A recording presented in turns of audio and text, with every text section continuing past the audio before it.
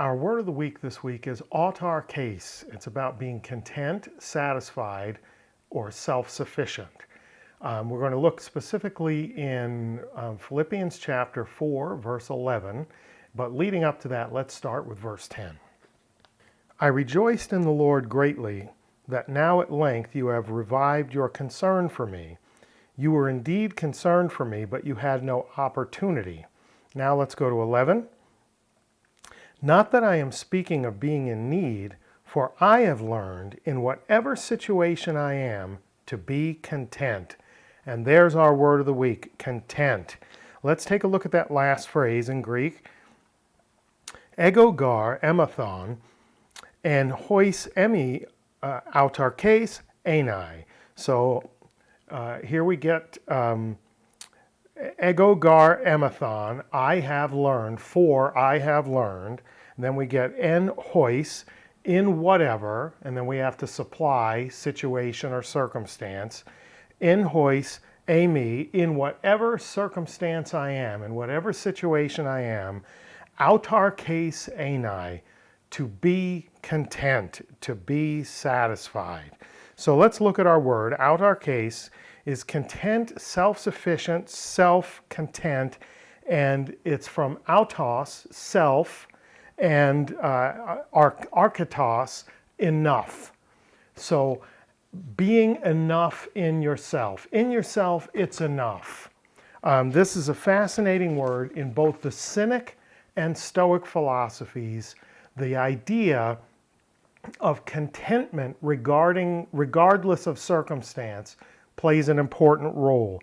To be satisfied with your circumstances because what happens to you is largely out of your control. The only thing you can control is how you respond to your circumstances. So that notion of, as Paul tells us, of being content whether abased or abound, whether in hunger or in abundance, your circumstances are outside of you. Your reaction to them is inside of you. And if you are well possessed of yourself, you'll be able to handle any circumstances. That's why he says to us in that last phrase, I have learned in whatever situation I am to be content. Awesome stuff. But this is one of the reasons a lot of people have pointed out that Paul sounds like a Stoic. This is very much Stoic philosophy. There are others who say that Jesus has some elements of Stoicism in his teaching. But here's what we can see. In the New Testament, Paul and other writers very specifically change the essence of this notion of self-sufficient contentment. Pure Stoic self-possession can sound isolating, like no matter what's happening in the world around me, as long as I don't let it affect me, I'm okay, right? That sounds very self-isolating. But Paul's teaching on this notion of contentment is not like that. He changes it around, and what we'll get to see clearly is his contentment is through dependence on God in Christ. And let's take a look now at the next two verses in Philippians 4, verses 12 and 13, famous text. Some of you probably have it memorized. He says, I know how to be brought low, and I know how to abound. In any and every circumstance, I have learned the secret to facing plenty and hunger, abundance and need. I can do all things through him who strengthens me. Some of the manuscripts include Christ in that last phrase. I can do all things through Christ who strengthens me.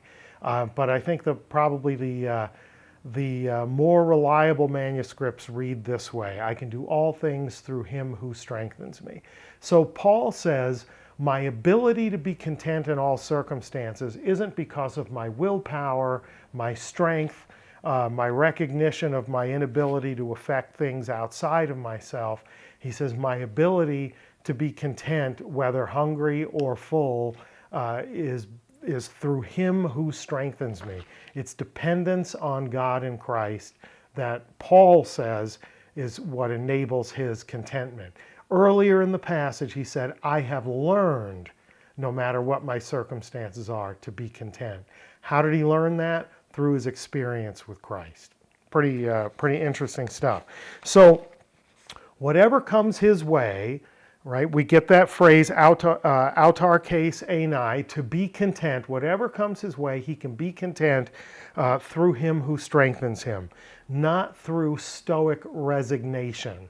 Not through simply saying, whatever's happening is going to happen no matter what I do, so I better just learn how to accept it, and I'll be at greater peace if I'm not railing against things I can't change, right? That's a critical component of drug and alcohol recovery, not trying to change things you can't change. But another critical component is reliance on a higher power that's greater than self. Pure Stoicism may leave that out. One last thing, one last little nugget for us to look at. We're not talking, to prove that we're not talking about isolation, is in 2 Corinthians chapter 9, verse 8, Paul again talking about this notion of contentment and how it empowers one to do good. So here we have 2 Corinthians 9:8, and I've put the koine into the verse. And God is able to make all grace abound to you, so that having all sufficiency, that's a great little phrase, having all sufficiency, pasan autar kean ekontes, having all sufficiency, in all things, at all times, you may abound in every good work. So you see our word of the week, autarkeon, pasan autarkeon ekontes, having all sufficiency, having everything you need in you through the grace that God has given you. You're now equipped in all circumstances to do every good work. So